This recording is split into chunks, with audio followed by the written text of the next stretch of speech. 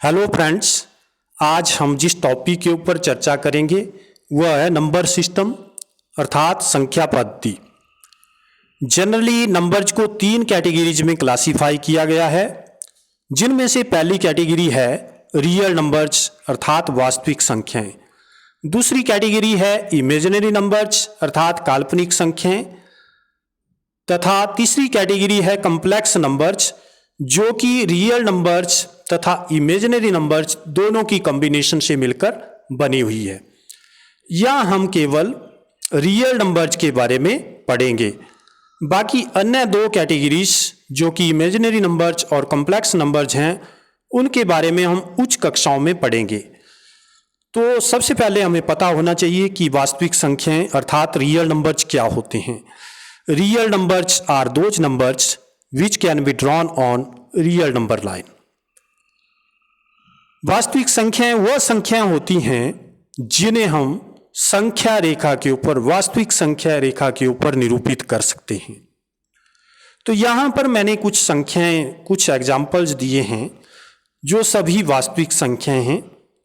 For example 3/7, 1/4, 1.3, 0, -6, 1.333, √2, √3, pi etcetera.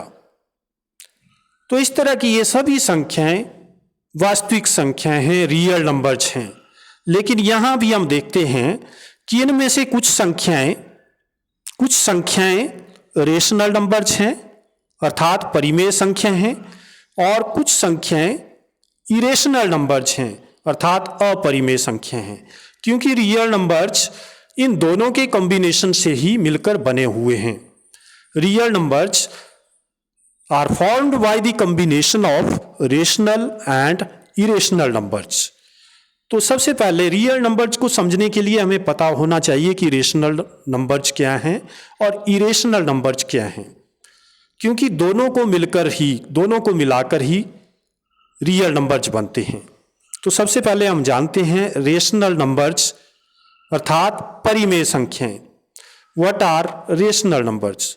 Rational numbers are those numbers which can be written in the form of P upon Q, where P and Q are integers and Q is not equal to 0.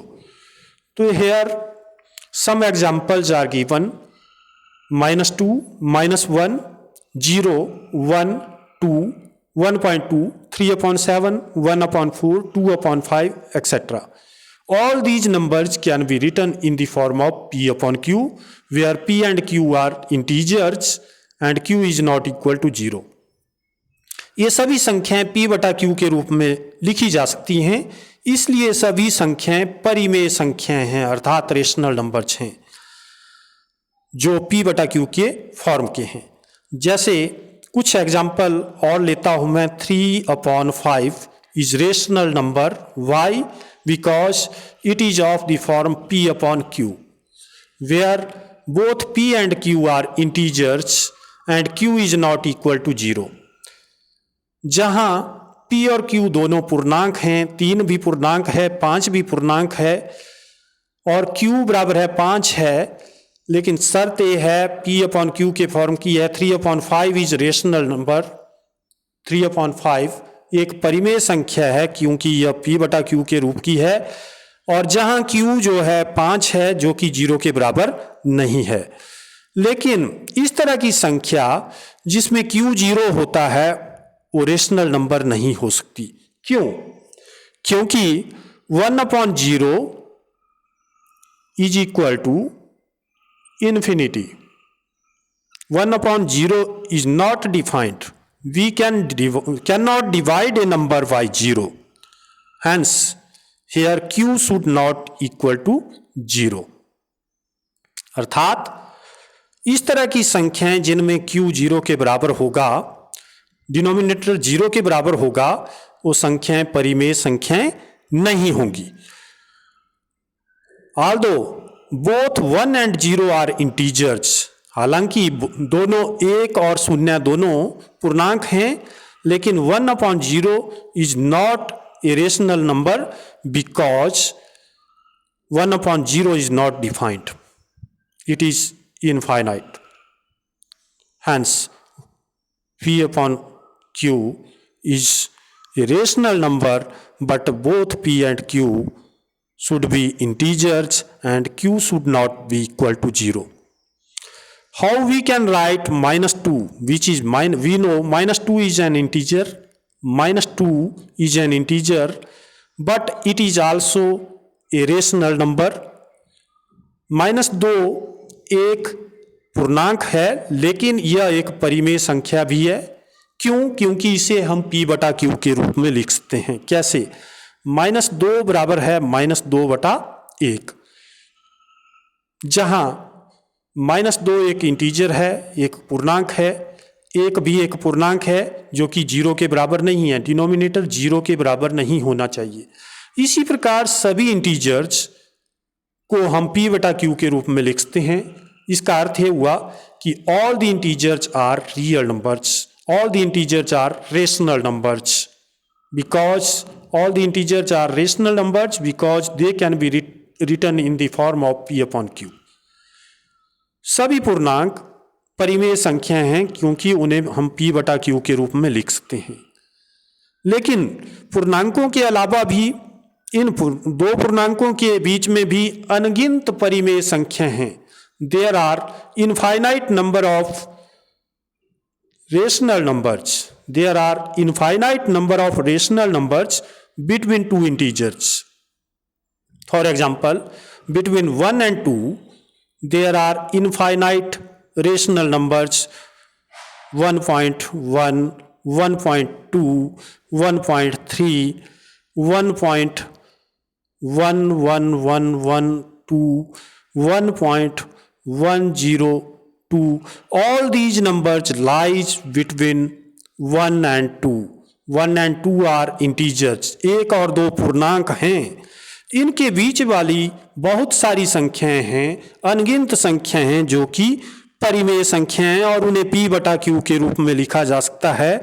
इसलिए ये दोनों integers तो परिमेय संख्याएं, इनको p बटा q के रूप में लिखा जा सकता है, लेकिन इनके बीच वाली अनगिनत संख्याएं हैं जिन्हें भी हम p बटा q के रूप में लिख सकते हैं। And these numbers which can be written in the form of p upon q are called rational numbers because 1.2 lies between 1 and 2, between two integers 1 and 2, but it can be written in the form of p upon q. 1 upon 2 can be written as 12 upon 10.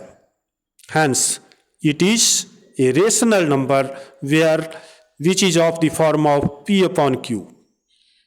Where p and q, both p and q are integers, 12 is integer, 10 is integer, and q is not equal to 0 because here q is equal to 10. Hence, 1.2 is a rational number.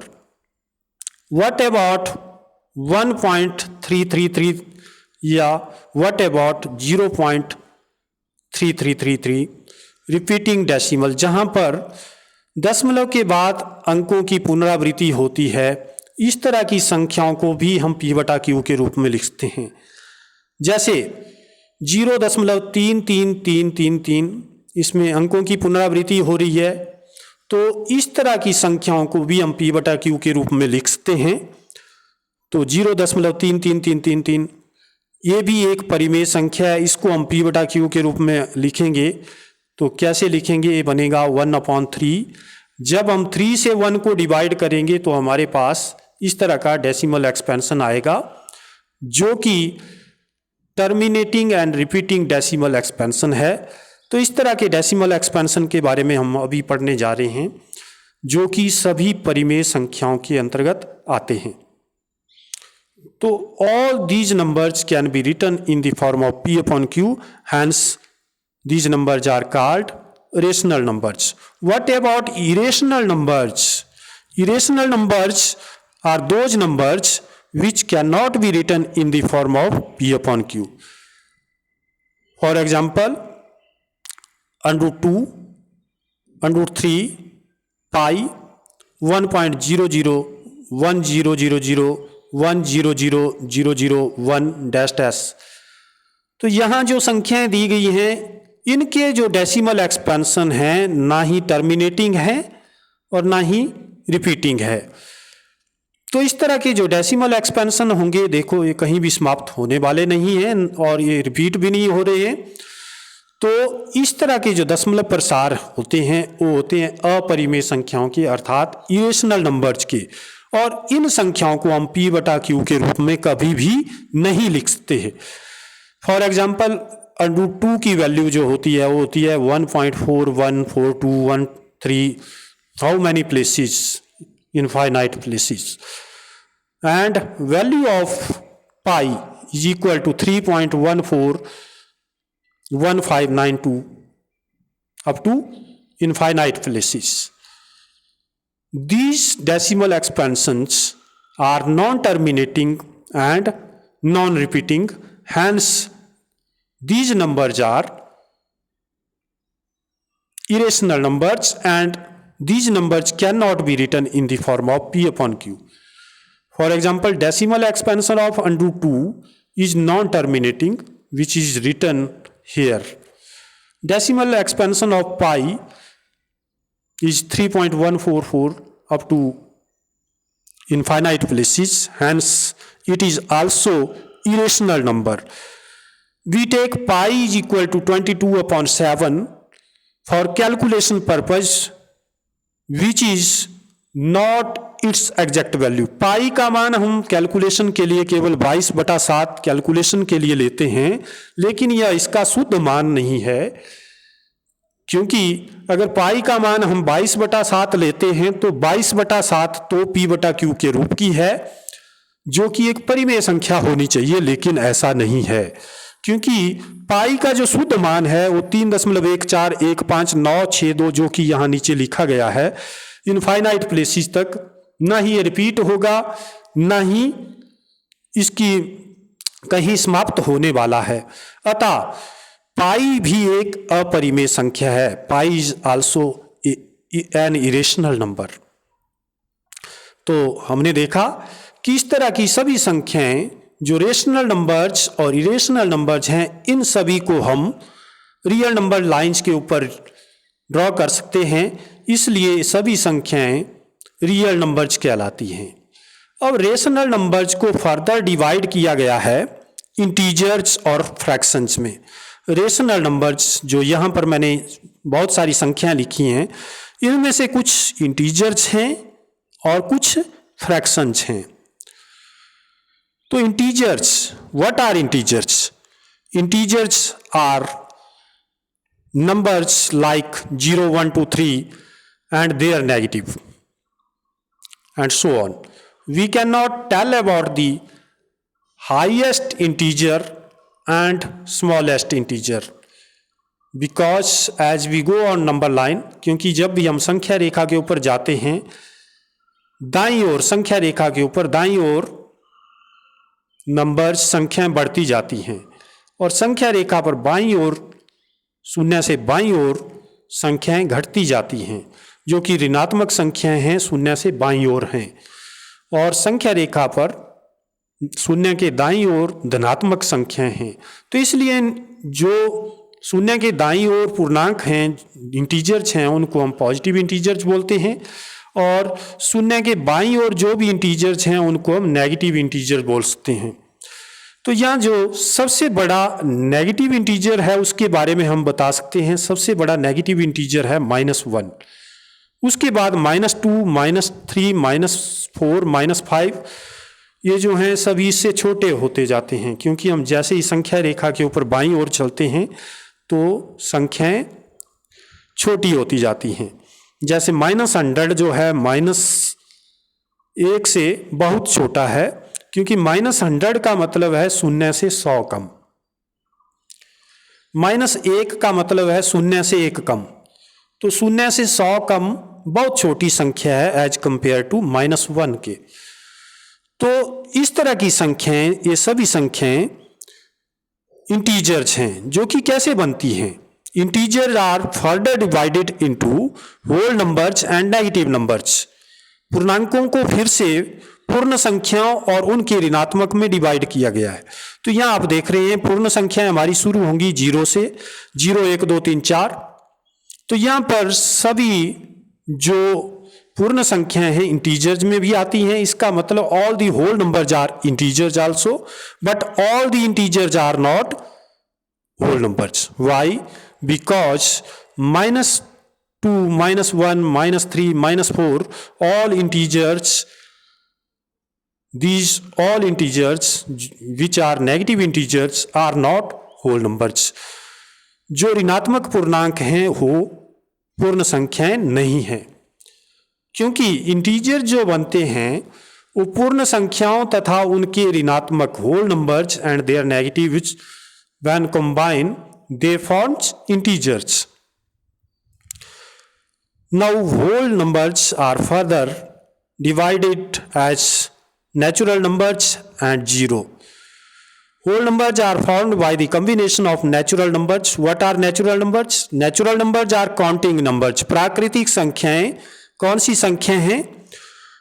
जो एक से शुरू होती हैं, 1, 2, 3, 4, 5, 6 up to so on. हम बड़े सी बड़ी प्राकृतिक संख्या के बारे में नहीं बता सकते. और जीरो क्या है? Zero is also a whole number. Zero is also whole number. तो क्वेश्चन है, क्या सभी होल नंबर्स नेचुरल नंबर्स हैं? नहीं, क्योंकि सभी होल नंबर्स नेचुरल नंबर नहीं है. जीरो एक ऐसा होल नंबर है जो नेचुरल नंबर नहीं है. क्वेश्चन है कि क्या सभी नेचुरल नंबर्स होल नंबर्स हैं?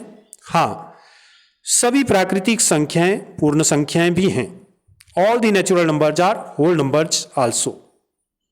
Zero is also whole number. तो यहां हम देख रहे हैं कि सभी नेचुरल नंबर्स और जीरो मिलके होल नंबर्स बनाते हैं. सभी होल नंबर्स उनके नेगेटिव नंबर्स इंटीजर्स बनाते हैं. और सभी इंटीजर्स और फ्रैक्शंस मिलके रेशनल नंबर्स बनाते हैं. और सभी रेशनल नंबर्स और इरेशनल नंबर्स मिलके रियल नंबर्स बनाते हैं. अब इरेशनल नंबर और रेशनल नंबर्स के बारे में हम पहले पढ़ चुके हैं. इन दोनों का कॉम्बिनेशन क्या बनाता है? Real numbers. अब इसके बाद कुछ नंबर्स बचते हैं जो इमेजिनरी नंबर्स हैं, जिनका मान हम ज्ञात नहीं कर सकते, इसलिए इनको काल्पनिक संख्याएं भी कहा गया है. फॉर एग्जाम्पल, -25 का अंडरूट लेते हैं. अंडरूट -25, इसकी वैल्यू ज्ञात करना असंभव है, क्योंकि हम जानते हैं कि धनात्मक संख्या का वर्गमूल हम ज्ञात कर सकते हैं, लेकिन किसी भी ऋणात्मक संख्या का वर्गमूल हम ज्ञात नहीं कर सकते. For example, under root of -25 is not, इसको हम ज्ञात नहीं कर सकते, is not known to us. Hence -25 under root of -25 is unknown to us, hence it is imaginary number. We denote imaginary number as under root -1 is equal to iota. Iota stands for imaginary number. यहाँ पर -1 का वर्गमूल हमें ज्ञात नहीं है, इसलिए इन संख्याओं को हम इमेजिनरी नंबर्स अर्थात काल्पनिक संख्याएं कहते हैं. हम धनात्मक संख्या, किसी भी धनात्मक संख्या का वर्गमूल ज्ञात कर सकते हैं, लेकिन किसी भी ऋणात्मक संख्या का वर्गमूल ज्ञात नहीं कर सकते, क्योंकि हम जानते हैं कि किसी धनात्मक संख्या जैसे 25 का वर्गमूल हम लेते हैं तो 25 का वर्गमूल होता है ±5. क्यों? क्योंकि 5 गुणा 5 वो भी 25 ही होता है, और -5 गुणा -5 वो भी 25 ही होता है. इसलिए अगर 25 का वर्गमूल हम ज्ञात करते हैं तो +5 भी हो सकता है और -5 भी हो सकता है, लेकिन ऋणात्मक संख्या -25 का वर्गमूल ज्ञात करना संभव नहीं है. इसलिए किसी भी ऋणात्मक संख्या का वर्गमूल ज्ञात करना संभव नहीं है, इसलिए इस तरह की संख्याओं को हम इमेजिनरी नंबर्स बोलते हैं। कॉम्प्लेक्स नंबर्स क्या हैं? Complex numbers are formed by the combination of real numbers and imaginary numbers. For example, 3 plus 4 iota and 6 minus 7 iota. These numbers here, 3 is real number and 4 iota is imaginary number. Hence, combination of these numbers forms a complex number. अतः दोनों का जो योग या व्यवकलन है दोनों को मिलाकर एक कॉम्प्लेक्स नंबर बनता है।